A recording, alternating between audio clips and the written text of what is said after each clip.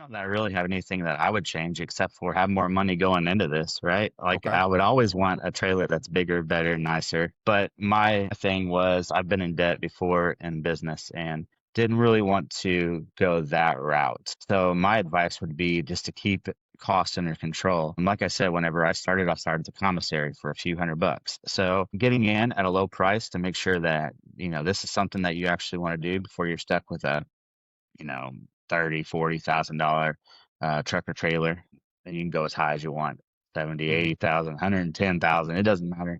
But just trying to test the market out, just keep costs under control so you don't get in a bind, so you have a little bit more freedom with what you can do. And just because you can cook doesn't mean that you can run a food truck. So if you think that you are interested in running a food truck or owning a food truck, then go run a food truck or go hang out with people that own or run food trucks and see what their life's like and see what their day is like and see if that's something that you want to do because cooking is probably 25-30% of what we do. So Hmm. that would be my advice. You're listening to The Kitchen Convoy. Welcome to the Kitchen Convoy, your audio podcast and YouTube video home for boulevard bites, treats on the street, Main Street menus, nomadic nibbles, and anything food truck related. I'm your host, Nate, where every week we bring you stories, thoughts, and hot tips from food truck operators around the U.S. So what's on the menu for today? Today I'm excited to speak with David Tucker from Tater Temptations in Boonville, Indiana. He's here to tell us about sticking to a plan and believing in ourselves. Very inspirational today. Join us. Podcast is sponsored by OrderUpApps.com, the easy way to run your food truck business without the headache. Let OrderUp Apps handle the tech so you can focus on serving great food. Learn more at OrderUpApps.com. Links in the description. Hi, welcome to Kitchen Convoy. Today I'm pleased to be speaking with David Tucker from Boonville, Indiana, where he runs Tater Temptations, serving loaded baked potatoes and nachos. Hi, David. Thanks for being here. How are you today? I'm good. Thanks for having me. Glad to be Oh, here. yeah, no problem, man. Hey, listen, let's start with our guest story. So, give us some idea. How did this start for you? What was your thinking process? How did you build this business? Tell us about that. Okay, so I've been in the restaurant industry before, most specifically doing pretty similar what I'm doing now. I was part of a local up and coming franchise that was doing loaded baked potatoes and a lot of different other items. So I have some background with that. I had worked in restaurants growing up, like quick service places. Hmm. So I had a little history with that. And I was just working a factory job and knew that I wanted to get back out on my own again. So um, I went back to what I knew, the baked potatoes, and they were very popular. And there was kind of a gap in the market right now with Hmm. nobody really doing what I do. So I started looking at how I can make this happen again. Some coworkers of mine were wanting me to sell them some potatoes. So I started making potatoes and selling them at work. And that went really well. It went so well that I actually got wrote up for doing it. And then COVID kind of happened, and we had a lot of time off from part shortages where I worked. So that gave me an opportunity. Honestly, if that wouldn't have happened, this probably wouldn't be going right now. But it gave me a chance to start working on what I really wanted to do. Mhm.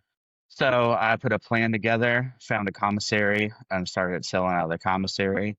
Um, so basically just, $200, $300 worth of food. And then I would buy food every day, and just keep on stacking it.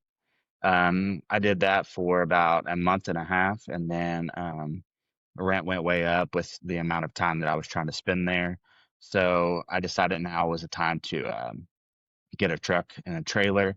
Found somebody exiting the business, worked out a deal with them, found the truck from my buddy, and then I was off from there from August 24 until now. Okay. Hey, can I ask a quick question about the commissary? Because I've had Hmm. conversations with other people that there's not enough commissaries in every city. Was that a difficult find, or is there one or two in the area, or were they easy to get into? So I think we got about three right now. Now, any restaurant could be a commissary if they register to be one. And I'm not sure the exact requirements on their end, but the one that I started in is no longer around. They just sold that building to another food truck. So it's no longer operating as a commissary. But yes, you're right. There are not enough right now. Yeah. Yeah, I've heard that struggle from a lot of people. And then the other, I wanted to touch a little bit more on creating the truck itself. Were there any challenges to that? The build out, equipment selection, whatever. So, like I said, it was already previously used, very lightly used. So it was basically brand new. I had a few pieces of equipment, like some warmers, tables, different things like that in it already, but I already knew what I had in my head. So really, it was pretty easy to get going. Okay. All right. Well, good. Okay. How long has your truck been running up to this point? So we are a year and a half. Okay. How long did it take you to feel successful? Like, hey, this is going to work. I'm able to pay my bills. This is a thing. How N- long did that take? Now, I didn't go full time until April of last year, so April of 25. So I've been running full time since then. But honestly, I knew it was going to be successful before I started it. I don't mean to be cocky about it, but I knew it was going to work. But definitely day two, when we got our butt kicked at a factory, I was like, man, this is going to work. Okay. No, that's not cocky or arrogant. That's a good lesson, I think, is because some people they want to start a food truck and they say, I don't know if this is going to work or not. Maybe do some test runs in a commissary or test the waters first. So it sounds like that kind of, I guess you might call it market research, kind of paid off, I guess, For sure. so Yeah. I mean, you can always try to sell it to friends, family, see what they think, get their feedback, and you'll know whether it's going to work or not. yeah. Okay. All right, good. Hey, let's jump into some of your menu highlights. What are your top sellers? How did you develop your menu? Um, what kind of creativity do you bring to it? Tell us about your menu. So actually, I'm not a good cook at all. I'll be honest with you. I'm not creative. I'm not a good cook. I've just got some basic items, and my wife is kind of the creative one or the good cook. So I love it when she cooks. So if I have an idea, I'll bring it up to her and see where it comes from or where it goes from there. But um, the top seller for us is a barbecue pulled pork potato. And I think that's just because everyone kind of knows what that is. And Hmm. it's the, kind of the starting point, I guess. If they've never been to our truck before, that's kind of where they start. And then they kind of start branching off from there. So, like to follow up to that, if you went top three, that's a barbecue pulled pork, a taco potato, and a chicken bacon ranch. So it's just kind of well known items. And that's where they start at usually. Hmm. Okay. Um, the chicken bacon ranch sounds pretty good. And It the is good. taco sounds good too, to be honest. I would take a taco potato. All right. Have you ever changed your menu or added items based on customer feedback or customer demand? Has anybody said you should do this, and then you say okay?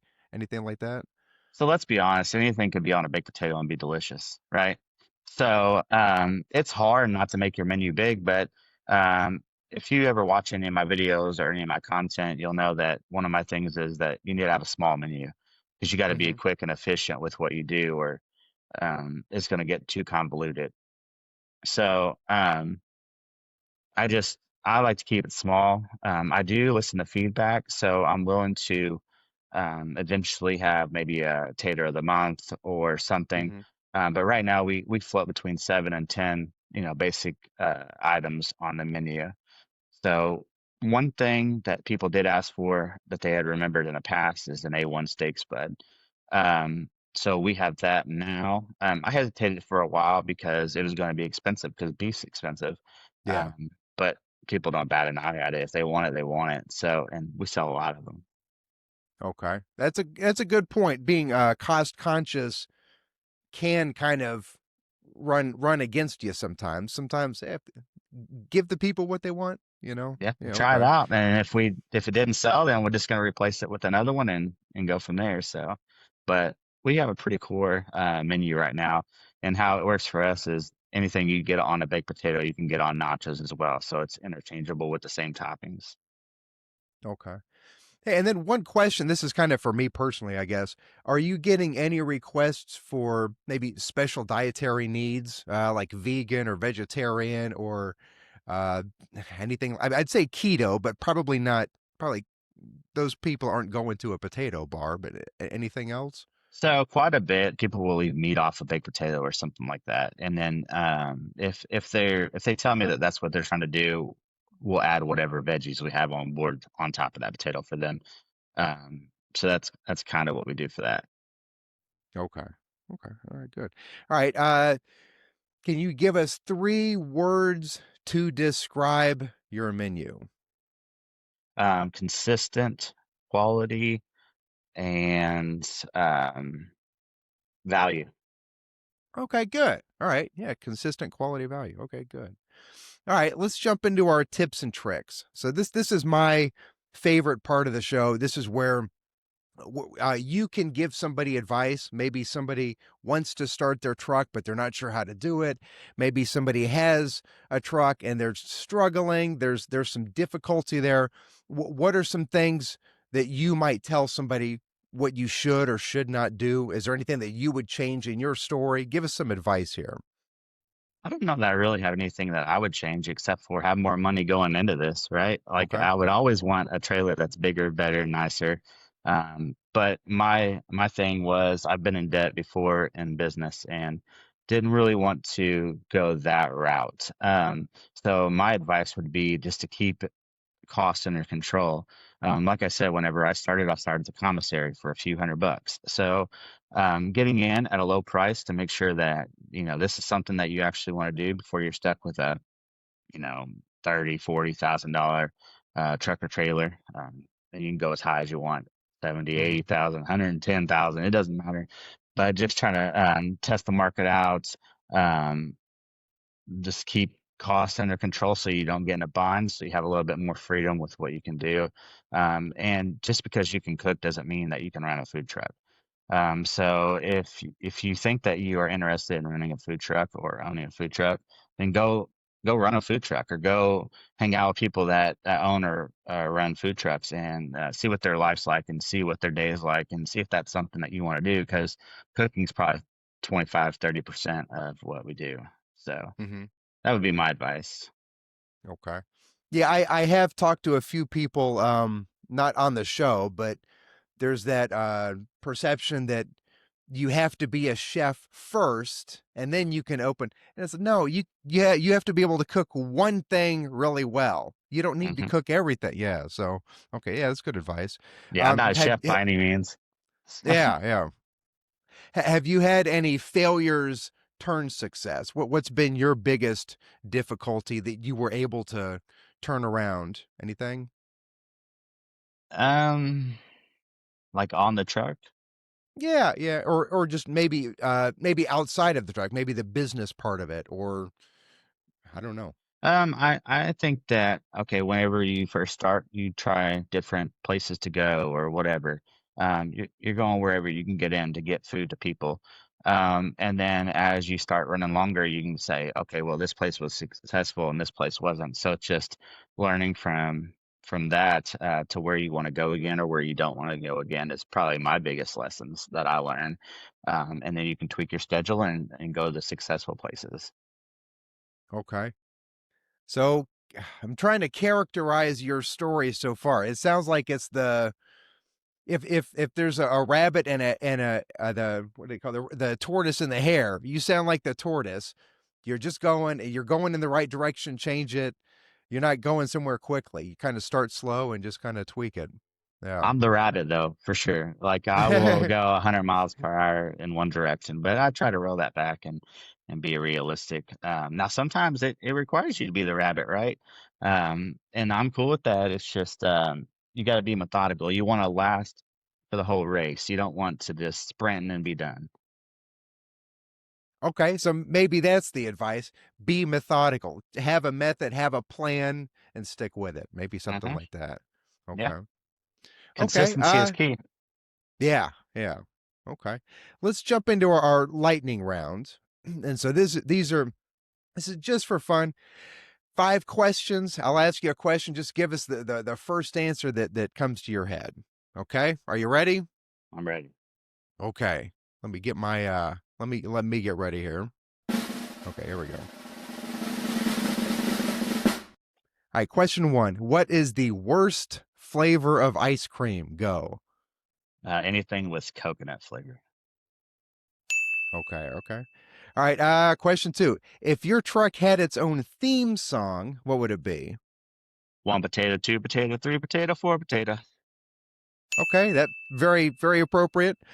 Question 3. What is the scariest animal? Uh,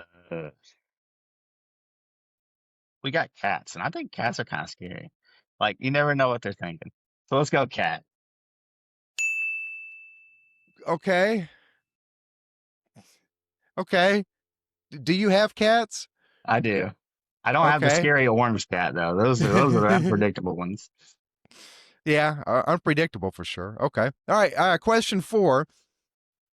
If you could have any superpower, what would you choose? Go.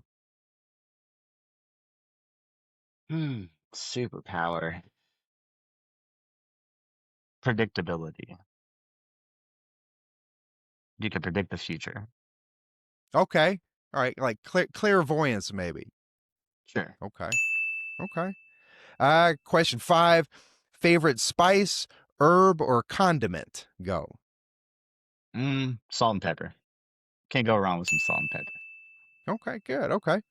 All right. That's our lightning round. That's it. Easy peasy. So, okay, good. Good answers. Not sure about the cat one. I can see like lions and tigers. I mean, they're all in the same cat family, So yeah, but you're right though. They are. You never know. They could claw your eyes out tomorrow, and you never see it Right. coming. So okay. All right, last segment. I call it "What's in your glove box." Is there one unusual, quirky item, something you always have on hand? Maybe it's a good luck charm. Maybe it's your special Swiss Army knife tool. I don't know. What's something that you depend on every day? Potato head costume rolls around with me. Never know when you might have to attract more people when you're out somewhere. Tell me more. Mr. Potato Head costume. Throw it on one of your kids if they come with you. I've had customers put it on and wave down people when we're out somewhere. So it's a versatile costume. Like full body. Oh my gosh. Slides over your head. Yeah, Okay. I didn't know such a thing existed. I'm gonna do some Googling after this. that's right. That sounds hilarious. That sounds It catches funny. people's eye. Yeah, no doubt. Okay. All right. Well, listen, David. I don't have anything else. I mean, as far as I'm concerned, I'm out of questions. Do you have anything else you'd like to say to the world? I would say that back to the advice, if you want to start a food truck, don't let all the questions stop you. Um, just move forward, start researching it. Don't get too deep into research where you don't end up doing it, but just keep plugging forward on your dreams because you only live once, right? Like, Hmm. why would you don't want to have any regrets later on. So I would say that would be one piece of advice that I would give people. And that doesn't even mean that you have a food truck, but if you have any dreams, go for them. I mean, try it out, see if it happens. Other than that, you can follow us on TikTok. You can follow us on Instagram, Facebook. We're a little bit all over the place. And we'd love to have you on our journey. Yeah, I took a look at your TikTok, and you have a lot of good advice shorts for people on there also. So anybody listening to this, anybody that's pondering this, thinking about doing a food truck, I would definitely recommend them go to your TikTok also because there's a lot of good info there. So, Yeah, we're working on trying to get a lot of content out on there. hmm yeah, no, I can tell. I mean, there's a lot in there. Matter of fact, you just updated just a couple days ago, right?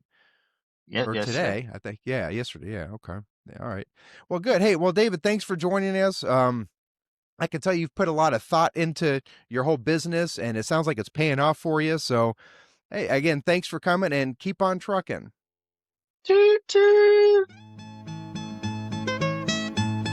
As always, folks, if you feel that we're bringing value to your food truck business, please like, subscribe, share on all the social media, including YouTube and your favorite podcast provider.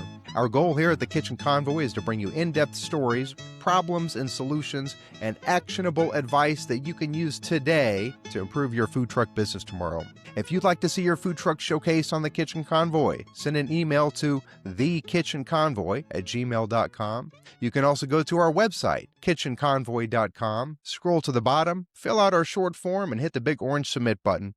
Or if you have a thought-provoking question that you think one of our professional food truck operator guests might be able to answer for you, you can send that email to thekitchenconvoy@gmail.com also. Once again, I'd like to remind you that OrderUpApps.com is your partner in the food truck business. If you want to add professional branding and an all-in-one service to your truck, I suggest you visit OrderUpApps.com. See you next time, and keep on trucking.